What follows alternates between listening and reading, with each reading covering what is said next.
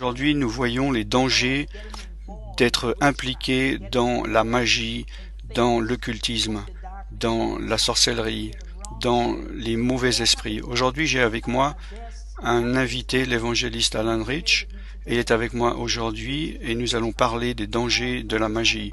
Évangéliste Alan Rich, bienvenue dans cette émission. Tout d'abord, j'aimerais vous demander pourquoi est-ce que nous, en tant que chrétiens, ou même les gens en général, ne devraient pas être impliqués dans la magie? Eh bien, je crois que quand nous sommes dans la magie, on est en train d'être impliqué avec des mauvais esprits. On peut d'abord peut-être expliquer ce qu'est la magie et l'occultisme, parce que beaucoup de gens ont une mauvaise compréhension. On peut appeler l'occultisme, la magie, la sorcellerie. Et pour moi, le terme général est l'occultisme, parce que ça veut dire quelque chose qui est caché. Et il y a beaucoup de gens qui sont impliqués dans des pratiques qui paraissent pas dangereuses, peut-être l'ésotérisme, le Wicca, la magie blanche, et ils disent quel danger y a-t-il à faire de la magie blanche, d'invoquer un ange? Mais ils ne comprennent pas, ils ne connaissent pas la source. Et des gens peut-être vont leur enseigner de leur dire je t'ai donné le nom d'un ange, cela sera ton ange gardien. Simplement tu lui demandes des choses et tu verras que des bonnes choses arrivent dans ta vie. Quelqu'un va venir me dire j'ai un ange gardien, il m'a prévenu qu'il y aurait un accident et il m'a sauvé d'un accident. Donc vous voyez, ça prouve qu'il veut quelque chose de bien de moi. Alors maintenant j'ai confiance en lui. Mais en fait le diable, s'il te donne un cadeau, c'est un cadeau empoisonné. C'est pour t'impliquer en lui. Parce que son but, c'est de te détruire, de te voler, de te tuer gratuitement. Tu vas payer le prix fort. S'il te donne quelque chose, c'est pour t'accrocher, te mettre dans les chaînes. Prix mauvais, qui s'impersonnifie en Dieu. Et les gens pensent, par exemple dans l'hindouisme, où il y a il y a 300 millions de dieux, depuis le morceau de bois, ils croient qu'il y a des avatars.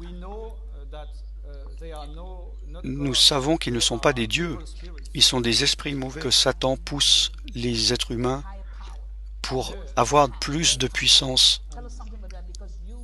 Dites-nous quelque chose par rapport à ça, parce que vous, votre passé, vous avez été impliqué dans l'occultisme. Qu'est-ce qui vous a fait que vous vouliez connaître cette puissance que vous cherchiez? Pourquoi? Déjà, à la base, j'avais des difficultés pour apprendre à l'école à cause d'attention, de dyslexie. Donc j'avais une très basse opinion de moi et je pensais que je n'étais pas capable d'être aussi intelligent que la moyenne des gens. Donc je me sentais inférieur aux autres. Je pensais être bon à rien dans cette vie. Je ne savais pas comment comprendre, travailler pour lire un livre. Et un jour, par hasard, j'ai commencé, comme un jeu, de faire de la transmission de pensée. Une fille m'a dit, tiens, qu'est-ce qu'on va faire ce soir? On va essayer. Je vais interrompre, c'est tellement essentiel ce que vous avez dit. Ça, c'est comme quelqu'un qui vient et qui va ouvrir une porte. Et ça, c'est pour vous, c'était le début, l'ouverture de la porte. Oui, tout à fait. Vous savez, le diable est malin, mais il a comme certaines, entre guillemets, qualités, et il est malin. De personnes, moi je vois avec ma ligne sur Internet, ils me disent, oui, toi tu as fait de la magie noire, mais moi je ne fais pas ça, je fais de la magie blanche, et la magie blanche, Wicca, nous aimons tout le monde, nous faisons que du bien. C'est pour ça que ça s'appelle la magie blanche. Mais, en fait, ils sont sous l'influence d'esprits mauvais, et ils ne se rendent pas compte.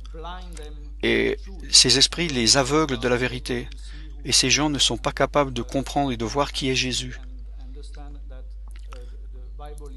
Et ils sont incapables de voir qu'est-ce que la Bible, que la Bible est la parole de Dieu. La plupart des esprits les empêchent d'arriver à la vérité. Et dans mon cas, cette fille qui m'a dit, OK, amusons-nous pour voir si ça existe, si on peut faire de la transmission de pensée.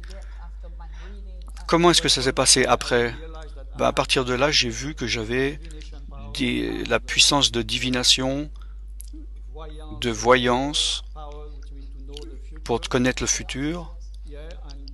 Ensuite, moi je voulais plus. J'étais content d'avoir de la puissance spirituelle plus que les autres. Alors, j'ai enfin trouvé quelque chose où j'étais meilleur que les autres. Parce que dans le puissance spirituel, je dis, je vais y aller et je vais avoir le plus que je peux. C'était bon pour mon ego.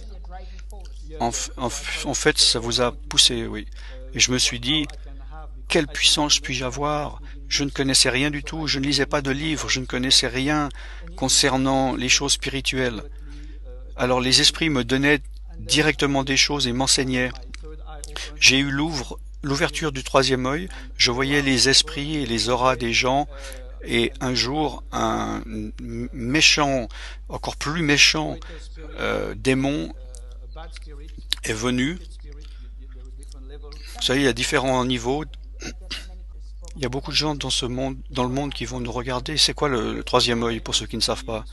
L'ouverture du troisième œil, c'est la capacité spirituelle de voir le monde spirituel. Avec mes yeux physiques, je vois le monde physique. Mais avec ces yeux, je ne peux pas voir le monde spirituel. Si je veux voir, par exemple, des jolis poissons dans l'eau, je dois mettre des lunettes spéciales, sinon je vois trouble. Et c'est la même chose avec ces yeux physiques, je ne peux pas voir le monde spirituel. Mais en fait, autour de nous, là, il y a le monde spirituel. Alors, j'ai reçu cette capacité. En fait, ce n'était pas un cadeau. Hein. Ça, c'est l'ouverture de l'ouverture du troisième œil. Alors, parce que vous étiez ouvert à ces choses, vous aviez vraiment envie de plus de pouvoir. Quand est-ce que vous avez réalisé de dire « Waouh, maintenant je suis vraiment puissant ». Alors, quand cet mauvais esprit est venu et m'a dit « Je vais vous donner un pouvoir plus puissant », j'ai dit « Oui, qu'est-ce que tu veux me donner ?» Il m'a dit « Je peux te donner la puissance de tuer des gens à distance, de jeter des sorts sans les toucher. » Alors, peut-être quelqu'un de normal dirait « Oh non, c'est terrible, c'est immoral ». Moi, j'ai dit « Super ». Je pensais que c'était une puissance vraiment immense, le pouvoir de la vie. J'étais aveuglé. Pour moi, c'était comme un jeu. Je voyais la puissance, je ne voyais pas les conséquences que j'allais faire du mal aux gens. Alors ils m'ont appris comment, et j'ai commencé à tuer un ami parce que je devais voir de mes propres yeux que ça marchait. J'avais besoin de voir des évidences. Oui, je voulais tester mon pouvoir. C'était un bon gars. C'est pour ça que je l'ai éliminé, parce que je n'aimais pas les bonnes personnes. Je suis allé à ses funérailles et j'ai vu les vraies conséquences. J'ai vu que ses parents étaient là, qu'ils pleuraient, et je me suis dit, ce n'est pas bien. Je me suis dit, la prochaine fois, je n'irai pas aux funérailles de mes victimes. Ensuite, j'ai essayé de nouveau. Je voulais explorer. Alors j'ai dit, maintenant, je veux voir si je peux tuer des gens que je ne connais pas. Alors je l'ai fait avec des gens que je ne connais pas, et ça a aussi marché. Même quelqu'un devant moi est mort et se vidant de son sang petit à petit. Je l'ai regardé. Dites-nous, pour ceux qui regardent l'émission, regardez à la caméra et dites-leur, les personnes qui ont été dans l'occultisme ou qui sont maintenant dans l'occultisme, regardez-les et mettez-les en attention. J'aimerais que vous sachiez, ne vous tournez pas vers des sorciers, des marabouts. Si vous allez à l'église et vous avez demandé une bénédiction du pasteur, parce que vous allez être pire qu'avant et vous allez être dans des chaînes. Aujourd'hui, demandez pardon et arrêtez de faire ces choses.